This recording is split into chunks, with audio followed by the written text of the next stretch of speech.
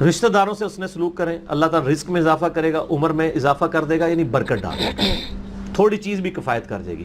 ابو داؤد میں ایک حدیث ہے، ایک صحابی کہتے ہیں رسول اللہ میری ماں فوت ہوگی، فرمایا اپنی خالہ کے ساتھ اس نے سلوک کر، ٹھیک ہو گیا۔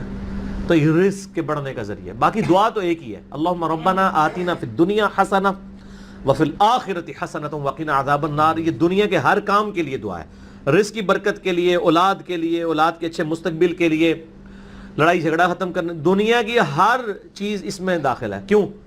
ربنا آتنا فی الدنیا حسنہ، دنیا میں ہر چیز حسنہ عطا کرتے، بہتر، اور آخرت کی ہر چیز داخل ہے، وفی الآخرۃ حسنہ، آخرت میں قبر بھی شامل ہے، میدان حشر بھی، میدان عدل بھی۔ یہ وقنا عذاب القبر، وقنا عذاب الحشر یہ کہنے کی ضرورت نہیں ہے۔ بخاری مسلم میں حدیث ہے جو مر گیا اس کی قیامت قائم ہوگی، وہ آخرت میں داخل ہو گیا۔ اس میں سب کچھ ہے۔ اس میں ایک صحیح مسلم کی حدیث میں بتا دیتا ہوں، ایک صحابی تھے